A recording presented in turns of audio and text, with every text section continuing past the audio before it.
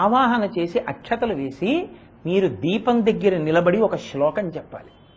ఆ శ్లోకం చెప్తేనే మీరు మనుష్య జన్మ ఎత్తినందుకు ప్రయోజనం. మీరు ఆ శ్లోకం చెప్పకుండా దీపం పెట్టారనుకోండి, మీకు అసలు మనుష్య జన్మ ప్రయోజనం తెలియలేదని గుర్తు. ఆ రోజు దీపం పెడితే ఒక మాట చెప్తాం, కీటాః పతంగాః మశకాశ్చ వృక్షాః జలే స్థలే ఏ నివసంతి జీవాః దృష్ట్వా ప్రదీపం నచ జన్మ భాగినః భవంతి త్వం శ్వపచాహి విప్రాః అని చెప్తాం శ్లోకం. అంటే కీటాః పురుగులు, పతంగాః అంటే చిన్న చిన్న దోమలు, ఈగలు మొదలైనటువంటివి కాకుండా కొద్దిగా రెక్కలు ఉన్నటువంటివి. కీటాః పతంగాః మశకాశ్చ వృక్షాః, మశకం అంటే దోమ లాంటివి, వృక్షాః చెట్లు మొదలైనవి కదలలేనివి. జలే స్థలేయే నివసంతి జీవాః, జలే అంటే నీటిలో బతికేవి, స్థలే అంటే భూమి మీద బతికేవి. ఏవి తమంత తాము దీపము పెట్టలేవో, ఏవి తమంత తాము పుణ్యము చేసుకోలేకపోతున్నాయో, ఏవి ఈ దీపం పెట్టి ఈశ్వరుణ్ణి చేరలేక ఇలా నిలబడిపోయాయో, వాటి మీదకి ఈ దీప కాంతి ప్రసరించడం వల్ల ఈ దీపం పెట్టిన పుణ్యం వాటి ఖాతాలో కూడా పడి అవన్నీ కూడా మళ్లీ పుట్టవలసిన అవసరము లేని స్థితిని పొందుగాక. అందుకు పెడుతున్నాను ఈ దీపాన్ని అని చెప్తాను. జలే స్థలే ఏ నివసంతి జీవాః దృష్ట్వా ప్రదీపం నచ జన్మభాగినః. ఈ దీప కాంతి ఎంత దూరం పడుతోందో అంత దూరంలో కాంతి పడినంత మేర ఉన్న ప్రాణులన్నీ మోక్షాన్ని పొందుతాయి.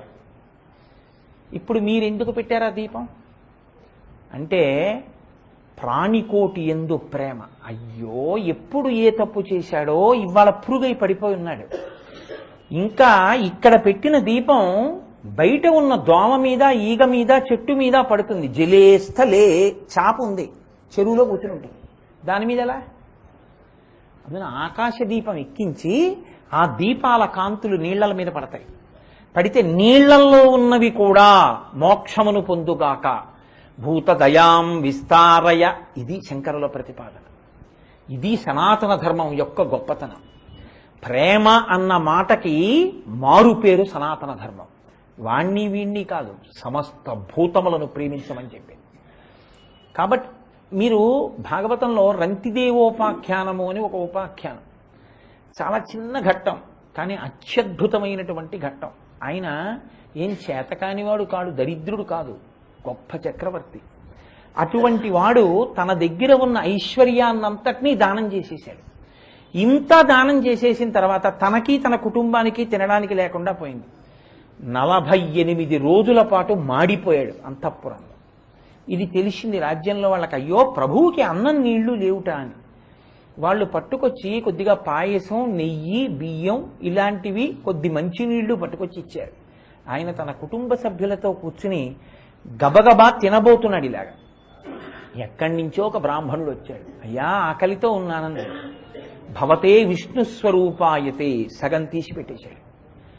మళ్ళీ తినబోతున్నాడు, ఇంకొకరు వచ్చారు, మళ్ళీ పెట్టేశాడు. ఆఖరిని ఎవరో వచ్చారు, ఆయనకి పెట్టేశాడు. చిట్ట చివర మంచినీళ్లు మాత్రమే ఉన్నాయి, అవి తాగుదాం అనుకుంటున్నాడు. ఈ మంచినీళ్లు దొరికితే చాలండి, నా ప్రాణాలు నిలబడతాయని వచ్చారు. ఆయన అన్నాడు, ఎప్పుడో చదివిన భాగవతం నేను, అన్నము లేదు, కొన్ని మధురాంబవులున్నవి త్రావుమన్నా. రావన్నా శరీరధారులకు కలిగిన ఆపదల్ తొలగించి వారికి మేలు చేయుట కంటే అన్య సుఖమున్నదే. నాకు దిక్కు పురుషోత్తముడొక్కడే సొమ్ము పుల్కసా అన్నాడు. పుల్కసా అని ఎవ్వరూ మాట్లాడడానికి కూడా ఇష్టపడనటువంటి వ్యక్తి వచ్చి నీళ్ళు అడిగితే ఆయనకి ఆ నీళ్లు ఇచ్చేసాడు.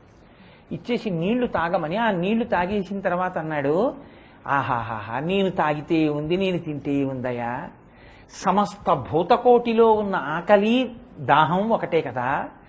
ఇలా మనుష్యులకు వచ్చినటువంటి, సమస్త భూతములకు వచ్చినటువంటి కష్టములను తొలగించగలిగినటువంటి శక్తి నాకు ఉండి వాళ్ళ కష్టం తొలగి వాళ్ళు సంతోషిస్తూ ఉంటే చూడ్డం కన్నా నాకు ఇంకేం కావాలయా?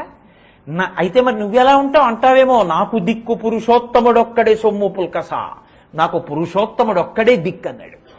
నేను నీలో ఈశ్వరుణ్ణి చూస్తున్నానయా, తృప్తిలో తాగేసి మంచినీళ్ళు అన్నాడు. ఆయన దగ్గరికి వచ్చి అన్నం అడిగిన వాళ్ళు నీళ్ళు అడిగిన వాళ్ళుగా ఎవరొచ్చారో వాళ్ళు బ్రహ్మ విష్ణు మహేశ్వరులు సాక్షాత్కరించారు. నీకేం కావాలన్నారు. నువ్వు ఎలా ప్రతి ప్రాణి హృదయములోనూ ఉంటావో అలా నేను కూడా ప్రతి ప్రాణి హృదయములో ఉండి వాళ్ళ కష్టాన్ని నేను భరించే అనుగ్రహం నాకు ఇయ్యన్నాడు. ఎందుకంటే ఆ భూతములు బాధపడితే నేను చూడలేనన్నాడు. ఇది ఆయన ప్రేమ. భూతదయాం విస్తారయ. భూతదయ కలగడానికి మార్గం ఏదై ఉండాలంటే నీకుందని వాడికి పెట్టానండి అనకూడదు, వాడికి లేదని నేను ఇచ్చానండి అనకూడదు, వాడి మీద ప్రేమతో ఇచ్చానండి అలా పరమ ప్రేమతో ఇవ్వాలి. మీ అబ్బాయికి నువ్వు ప్యాంటు చొక్కా కుట్టించావు, నాన్నగారండి నాకు ఆఫీసులో టైం కుదరట్లేదు, నాకు ఒక బ్లాక్ ప్యాంటును దాని మీద ఎల్లో షర్ట్ ఒకటి తెచ్చిపెట్టండి అన్నాడు. మీరు కాకినాడలో కుట్టించి హైదరాబాద్ పట్టుకొచ్చారు, దీన్ని సభలో ఇస్తారేంటి? నేను మా అబ్బాయికి ప్యాంటు చొక్కా కుట్టించి తిని అని సభాముఖంగా మీ అబ్బాయిని పిలిచిస్తారా? ఎవ్వరికీ తెలియక్కర్లేదు. మీకు ఇచ్చిన విడిదిలో నిశ్శబ్దంగా పెట్టదీసి నువ్వు అడిగావు కదా ఇదిగో ప్యాంటు చొక్కా తీసుకొచ్చానరా కట్టుకో అని ఇచ్చేస్తారు. ఎందుకంత రహస్యంగా ఇచ్చి వాడు కట్టుకుంటే మీరు జుర్రేసుకున్నారు వాడిని చూసి ఆనందంతో ఆ రూపాన్ని? మీకు ప్రేమ ఉంది కాబట్టి. ఇంకోళ్ళకి అన్నం పెడితే ఫోటో ఎందుకు అంటే దయ లేదు కాబట్టి, ప్రేమ లేదు కాబట్టి. ప్రేమ లేని దయ అట్టహాసానికి పనికొస్తుంది, ప్రేమతో కూడిన దయ అభ్యున్నతికి పనికొస్తుంది. అందుకే మన వాళ్ళు అన్నం పెడితే నారాయణ సేవ అంటారు, నారాయణ సేవ చేస్తున్నామంటారు. కానీ ఇంకొక మాట అనరు. భగవాన్ రమణులు శరీరంతో ఉన్న రోజుల్లో ఒక ఆశ్చర్యకరమైన విషయం జరిగింది. ఆయన ఏం చేసుకోరు, కానీ ఆయనకి చేశారు. శిష్యులందరూ కలిసి జన్మదినోత్సవం చేశారు. చేస్తే అప్పుడు ఏదో 12-1 గంట అయింది, పూర్ణాహుతి అవి అన్నీ అయిపోయిన తర్వాత నారాయణ సేవ మొదలు పెడుతున్నామన్నారు. అన్న తర్వాత అక్కడ ఉన్నటువంటి వాళ్ళు ఆర్గనైజర్స్ అని ఉంటారు కదండి కొంతమంది, వాళ్ళు అన్నారు ముందు అడుక్కునే వాళ్ళకి పెట్టేసేయండి అన్నారు. అంటే వీధిలో పాపం ఎవరో యాచకులు కొంతమంది నిలబడున్నారు. ఇప్పటికీ రమణాశ్రమంలో ముందు యాచకులకే నారాయణ సేవ. వాళ్ళని లోపలికి పిలిచి కూర్చోబెట్టి వాళ్ళకి వడ్డిస్తున్నారు. వడ్డిస్తుంటే హైకోర్టు జడ్జెస్ వాళ్ళు అందరూ లోపల ఉన్నారు. వాళ్ళకి పంక్తి వేశారు. వేసి వాళ్ళందరూ ఏరి భగవాన్ నేరి అన్నారు. అంటే ఏరి భగవాన్ నేరి అని ఏరి భగవాన్ నేరి, అయ్యో ఎటు వెళ్ళిపోయారని అందరూ వెతుకుతున్నారు. ఈయన వెళ్ళి వాళ్ళ దగ్గర కూర్చుని అన్నం తింటున్నారు. తింటుంటే వీళ్ళు వచ్చన్నారు, అదేంటి భగవాన్ ఇక్కడ కూర్చుని తింటున్నారు, మీకోసం లోపల జడ్జెస్ వాళ్ళు వెయిట్ చేస్తున్నారు. ఆయన అన్నారు అడుక్కునే వాళ్ళకి పెట్టండి అన్నారుగా, నేను అంతేగా, నాకేముంది, అందుకని ఇక్కడే కూర్చున్నాను.